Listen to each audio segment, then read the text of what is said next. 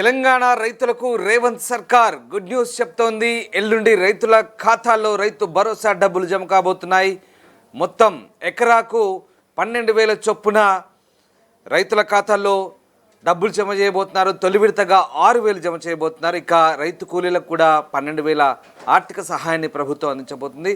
మొత్తం మీద ప్రతి 3 రోజులకు రోజు విడిచి రోజు ప్రతి ఇలా 600 గ్రామాలకు ఒక యూనిట్గా ఈ పథకాల అమలుకు సిద్ధమవుతుంది. ముఖ్యంగా ఇందిరమ్మ ఇల్లు, అలాగే ఇక రేషన్ కార్డులకు సంబంధించి కూడా ఎల్లుండి నుంచి ప్రక్రియ ప్రారంభమవుతుంది. ఇవన్నీ కూడా ప్రతి గ్రామానికి అందేలా ప్రభుత్వం పకడ్బందీ చర్యలు తీసుకుంటుంది. ప్రతి గ్రామంలో ఇక రోజు విడిచి రోజు 600 గ్రామం చొప్పున ఈ పథకాల అమలుకైతే పర్యవేక్షించబోతున్నారు. మార్చి 31లోగా లబ్ధిదారులందరికీ స్కీమ్స్ ఇవ్వాలని నిర్ణయించారు. సో మొత్తం మీద కొత్త రేషన్ కార్డులు, ఇందిరమ్మ ఇళ్ల పంపిణీ, అలాగే రైతుల ఖాతాల్లో రైతు భరోసా జమ ఇవన్నీ కూడా ఎల్లుండి నుంచి ప్రారంభం కాబోతున్నాయి. 40 రోజుల వ్యవధిలో అన్ని గ్రామాల్లో స్కీమ్స్ అమలు చేసే విధంగా ప్రభుత్వం అయితే ప్రణాళికలు రూపొందిస్తుంది. మొత్తం మీద ఎల్లుండి నుంచి అయితే రైతు భరోసా స్కీమ్ అమలు కాబోతుంది. శ్రీశైలం ఉన్నారు. శ్రీశైలం ఎల్లుండి నుంచి ఇటు రైతు భరోసా ఖాతాల్లో జమ కాబోతుంది. అలాగే రేషన్ కార్డులు, ఇందిరమ్మ ఇల్లు ఇవన్నీ కూడా ఎల్లుండి నుంచే లబ్ధిదారులకు అందబోతున్నట్టుగా తెలుస్తుంది. మొత్తంగా ఈ స్కీమ్స్ అన్నీ కూడా ఏ రకమైనటువంటి అమలు తీరు ఉండబోతుంది, అలాగే లబ్ధిదారులకు ఎట్లాంటి వెసులుబాటు ముఖ్యంగా ఎల్లుండి నుంచి పక్కాగా అందబోతున్నాయా? తెలంగాణ రైతులకు రేవంత్ సర్కార్ గుర్తిస్తుందని చెప్పుకోవచ్చు. త్వరలోనే అకౌంట్ లో డబ్బులు జమ చేసుకుని రెడీ అయింది. ఇటీవల ప్రారంభించిన 4 ప్రజాపాలన పథకాలను గ్రామాల వారీగా అమలు చేసేందుకు అధికారులు షెడ్యూల్ ఖరారు చేస్తున్నారు.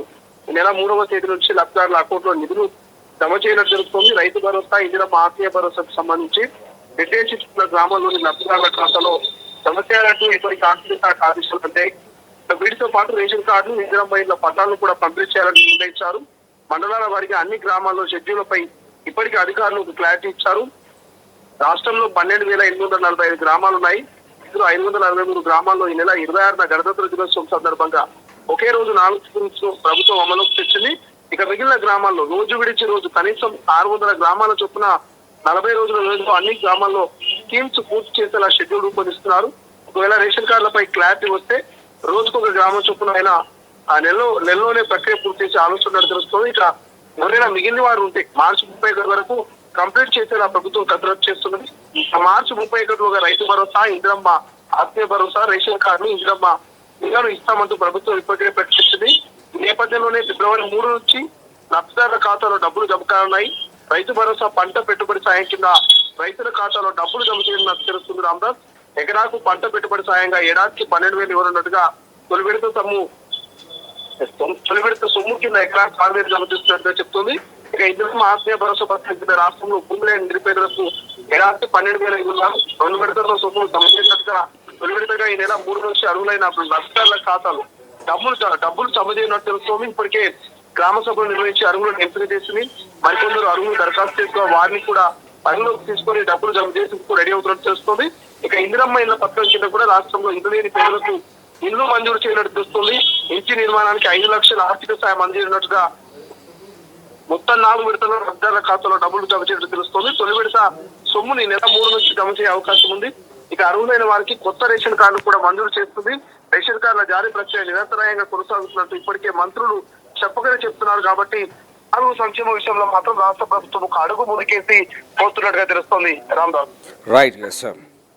సో ఎల్లుండి నుంచి ప్రభుత్వ పథకాలు లబ్ధిదారులకు చేరబోతున్నాయి. రైతుల ఖాతాల్లో అటు రైతు భరోసా, ఇటు ఇందిరమ్మ ఇల్లు, రేషన్ కార్డులు, ఇలా గ్రామాల వారీగా ఒక్కొక్క రోజు విడిచి రోజు ప్రతి 600 గ్రామాలకు ఇలా పథకాలు అమలయ్యేలా ప్రభుత్వ కార్యక్రమాలు రూపొందిస్తున్నారు.